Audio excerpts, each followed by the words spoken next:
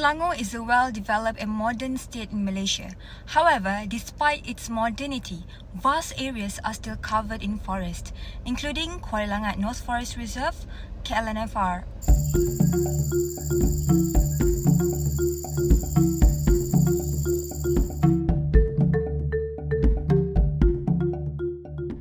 KLNFR is primarily known as peat swamp forest.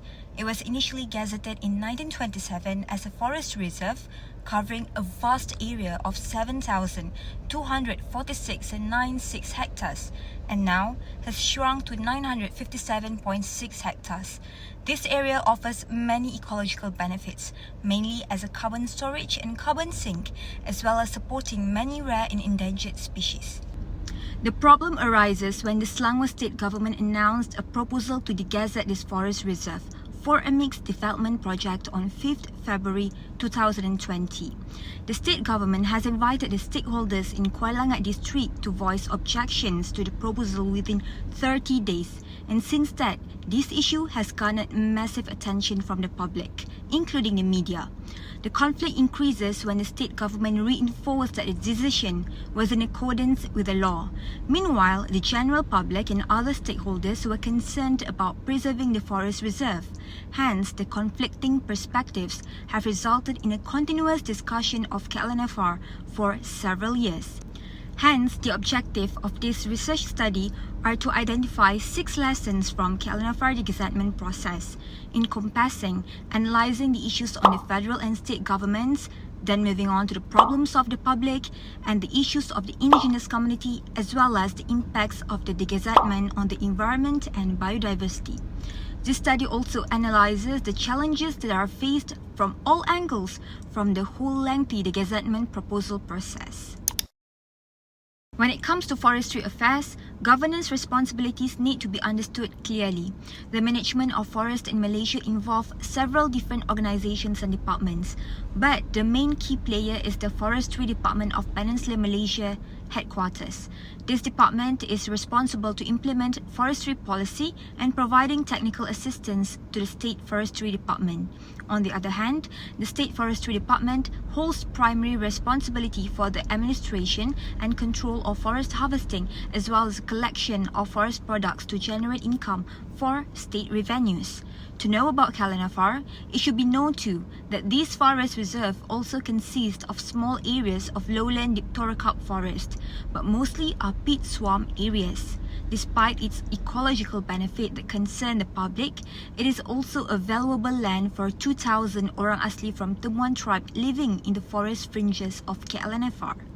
So, there are 2 national policies and 2 acts that were referred. So as you can see, the first one is a National Action Plan for Peatland 2011 to 2020. The most important part is in Part 3, NAPP, is to enhance sustainable peatland management.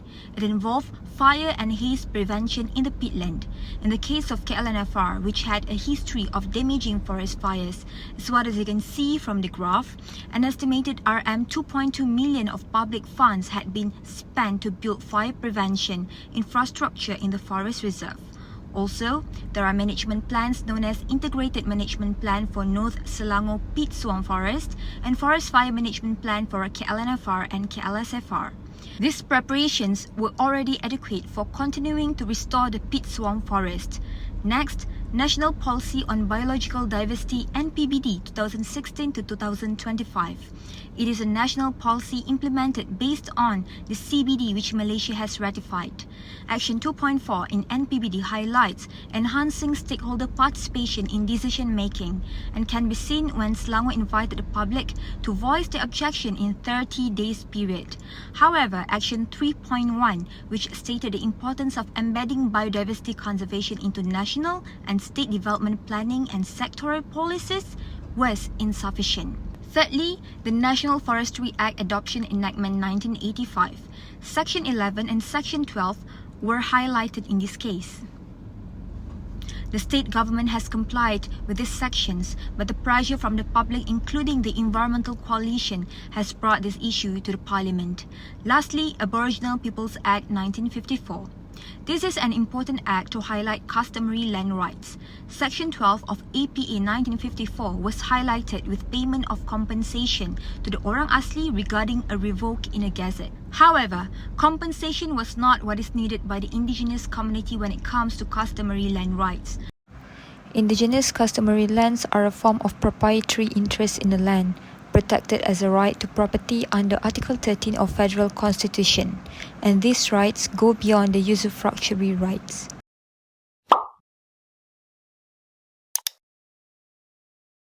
This study employs a fully qualitative approach to collect information. First, the information was gathered from the perusal of legal documentation. Then, relevant stakeholders and experts involved were interviewed to gather more detailed information.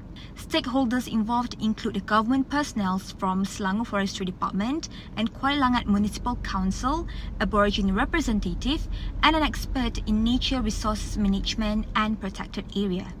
By gathering opinions and information from various parties, this research study aims to provide neutral and unbiased insights from all angles. 6 lessons and 3 challenges have been identified from KLNFR de-gazettement process. Lesson 1 is on the federal and state jurisdictional issue based on this Venn diagram. Number 1 shows that List 2, Item 2 in Federal Constitution gives power to the state government to regulate all land matters, including land registration titles, land improvement, soil conservation, compulsory acquisition of land, and land transfer. This means that all forestry matters are under the jurisdiction of the state government. This has resulted in Number 4, which shows the National Forestry Act NFA gazetted on 31st December 1984 only applies to the federal states and the Forestry Department of Peninsular Malaysia headquarters. Once the state government adopts the NFA, Number 5 shows the implementation of National Forestry Enactment Adoption 1985 that is adopted by the state government and to be followed by SSFD. On the other hand, Number 3, which is the first critical problem, the multiplicity of government agencies related to forestry affairs has shown an overlap between government and the state. This overlap is evident in the discussion and meetings of the state government with various departments for the KLNFR de-gazettement proposal process. Additionally, there are also shared responsibilities between federal and state authorities concerning the conservation and management of biological diversity, such as in the protection of wildlife, birds, and national parks. The second problem can be seen in Number 2. The state heavily relies on forestry matters, a problem between the state's interest and a decision with the SSFD as the authority to control forest products and forest activities. Whatever happened in Number 2 and Number 5 is not under the purview of the federal government to impose any laws. So the complexity to understand the system exacerbates when orang asli rights are taken into account. The ability of various agencies to act is intertwined with varying interests when the state government has the power to remove permanent reserve forests for development purpose. Hence, it is critical to find a resolution that considers all parties involved to ensure proper management of permanent reserve forests and land use. Lesson 2. Active public participation in the de-gazettement process. The biggest impact of the active public participation from KLNFR de-gazettement has resulted in the Second Amendment of the Federal NFA 1984 Act 313 after 29 years. It is an impressive move to strengthen forest enforcement and management. The amended provisions include both Section 11 and Section 12, which require state government to conduct public inquiries and to replace any land taken out of the forest reserve with an equal or larger size land area. Lesson 3. The public access to justice. Locus standi is a term refers to any individuals bringing a case and appearing in court in relation to a specific matter. Locus standi is a complex process, especially in environmental cases in courts, in which judicial review technique is used, and the interpretation of locus standi is also determined by various processes and stakeholders involved, depending on different situations that occurred. In the KLNFR case, no locus standi term was applicable. This case served as an example of how increasing public awareness can prevent the complexity of an environmental case, thus precluding it from turning into a legal issue that requires a lengthy complex judicial intervention. Lesson 4. The Environmental Impact Assessment EIA report as a transparency tool. EIA report serves as a tool that can keep the public informed and provide clear and relevant information throughout the project's development in order to influence the final decision for sustainable development. The 2015 order has implemented a two-tier approach to EIA, which is the first schedule and second schedule. KLNFR de-gazettement issue falls under the second schedule, particularly for changing forest use over 300 meters above sea level to other land uses exceeding 100 hectares. However, no evidence of an EIA report was detected in KLNFR de-gazettement process. Lesson 5. Do the orang asli possess customary land rights to their foraging land? Customary land is a land of possession that an indigenous community considers as its domain, encompassing territories, areas, or ecosystems. This includes their foraging land, known as kawasan rayau, but foraging areas are generally considered common access. It does not belong to any individual but the state government. Hence, it can be said that orang asli do have customary land rights to their foraging areas, but these rights are not absolute. The government holds the power to take over orang asli land for public purposes, including development projects.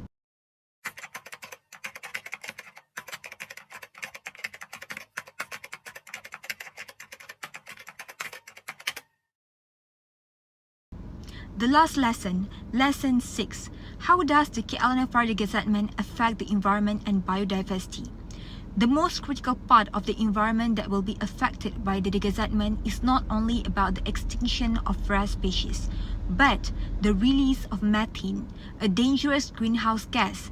KLNFR is an 8,000-year-old forest that contains a deep peat layer with a good mechanism of sequestering carbon, but to de-gazette it would require the state government to drain the peat swamp.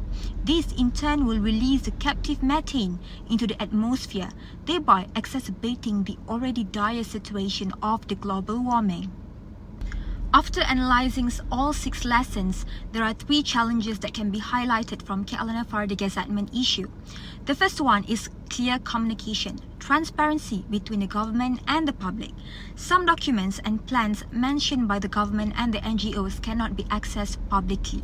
The public has expressed doubts regarding the existence and validity of these documents, as they require confirmation to bolster their arguments on environmental issues that they consider as a public good. The second challenge is the incorporation of international instruments into Malaysian legal acts. Malaysia does not adhere to the doctrine of incorporation, considering a slight disparity between the Malaysian principles and the international practices. Hence, international instruments such as United Nations Declaration on the Rights of Indigenous Peoples, mentioned by NGOs and the public, do not really give an impactful argument, as Malaysia has our own written federal constitution to follow, and any instruments need to be transformed or integrated first into Malaysian legal acts. Lastly, KLNFR de-gazettement process requires a fair and equitable balance between rational economic growth, social justice, and a healthy environment. The interest of all stakeholders must be taken into account to attain sustainable development in a well-developed region. To sum up, the lessons and challenges surrounding the de-gazettement process in KLNFR stem from 3 distinct perspectives: the government, NGOs representing the public, and the orang asli, all of whom share a common concern for environmental factors through the lens of its impact on biodiversity and the environment. By analysing the lessons and challenges, the public can better understand their role in protecting the environment within a complex system and issues pertaining to forestry affairs. The perspective of all stakeholders and the public are crucial to gain a comprehensive understanding of how to best preserve our natural heritage.